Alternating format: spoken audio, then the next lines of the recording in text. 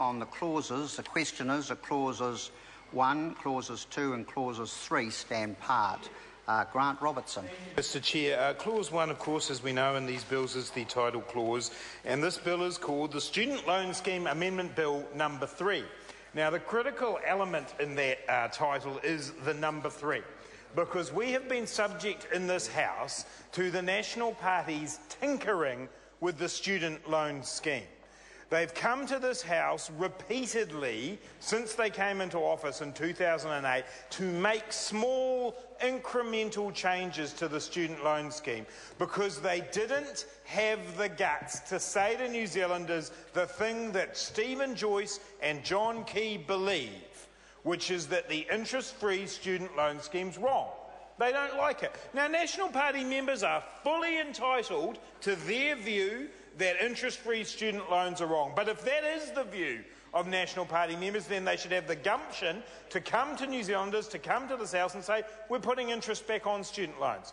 But they haven't done that because they know that it's politically unpopular. So instead, Stephen Joyce's approach is to introduce bills with innocuous titles like the Student Loan Scheme Amendment Bill number 3 and do the changes that effectively limit that enabling mechanism that is the student loan scheme. So the Student Loan Scheme Amendment Bill number 3, as we've been traversing tonight, is a set of slogans and gimmicks essentially around the arrest at the border provision, the latest attempt by the National Party, Mr Chair, to come to this House and make changes that actually will restrict people's ability to both get loans and in this case actually provide a disincentive to paying them back. From day one, saying to students that the interest-free student loan scheme won't be available to people who are 55 years old or over when it comes to living costs. To saying to people that the $172.50 that is the living cost components of student loans, that won't be altered despite the fact that rents are spiralling well ahead of that, particularly in Auckland and Wellington. To put on an administration fee, which is effectively adding interest actually, because it's an administration fee that has no basis, it's had no justification, and that's been added in an earlier student loan scheme amendment bill. Little by little, eligibility for these loans has been restricted, while at the same time, Mr Chair, eligibility for the student allowance scheme covered in the regulatory impact statement for this bill is also being restricted. If you're over 40, you can only have 3 years in your whole lifetime. Only 3 years in your whole lifetime. If you're trying to do postgraduate study, you can't have student allowances at all, no matter what your circumstances are, Mr Chair.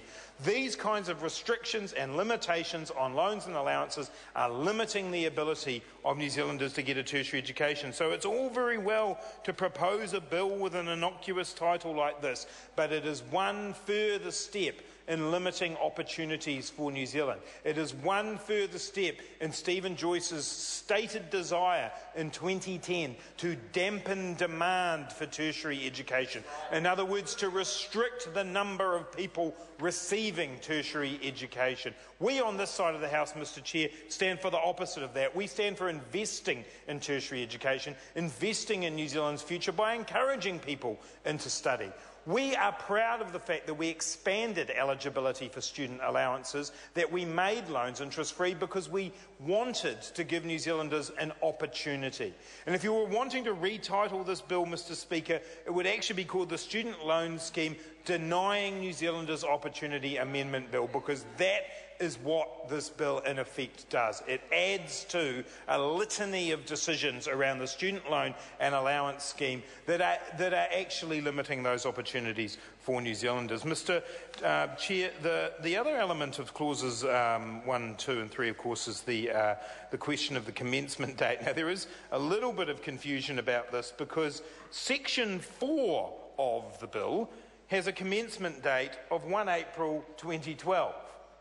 Now, I might be mistaken, but 1 April 2012 was couple of years ago now. I think that's right, isn't it? I haven't lost those years. It's been a terrible, terrible time over the last few years with a national government. I've tried to block out a number of the years that we've been through under National, but I'm pretty confident we've been past the 1st of April 2012, and that is because Section 4 effectively covers yet another mistake from this government when it comes to the student loan scheme, having failed to deal with the way in which deductions occur from a borrower's account. So we've got retrospective legislation within Section 4. Then Section 6, which is the one that we've previously covered around repayment obligations, comes into force on the 1st of April 2014. And well, it might, Mr Chair, come into force on April Fool's Day 2014, because it is a foolish decision to set such an arbitrary repayment figure for students who are, or borrowers, Mr Chair, Grant Robertson, for borrowers who are overseas. Because what the decision has been made there is effectively, no matter what you're earning when you're overseas, you are subject to these flat rates. People who are actually meeting their obligations under the loan scheme will not even be able to pay their loans back because of the flat rates. It's called flat spotting. We went through it as borrowers in New Zealand before we introduced the interest-free while studying. Well, flat spotting is a number of things. It happens in Dunedin, I think, Dr Clark. But in this case, it means people who can't even meet the interest payments on their loans. What is needed here is some imagination from the national government to say, let's try and come up with a scheme that's based on actual earnings. How about we actually work with borrowers so they identify their own earnings and then identify what they can pay? That would be an inventive way of dealing with this, but instead, Clause 6 of the bill, coming into force on April Fool's Day, simply implements an arbitrary repayment regime that I do not believe, Mr Chair, will improve repayment rates whatsoever. And then Section 7, just to ensure that we don't get ahead of ourselves, comes into force, we're told in Clause 2, on the 1st of April 2013. So back to last year for Clause 7 of the bill, which is around late payment interest reductions. Clearly here the government is covering up for yet another mistake it made in one of its many student loan scheme amendment bills. Mr Chair, clauses 1 and 2 of this bill highlight for me the fact that this government has not got a clear idea of what it's trying to do with student loans and allowances.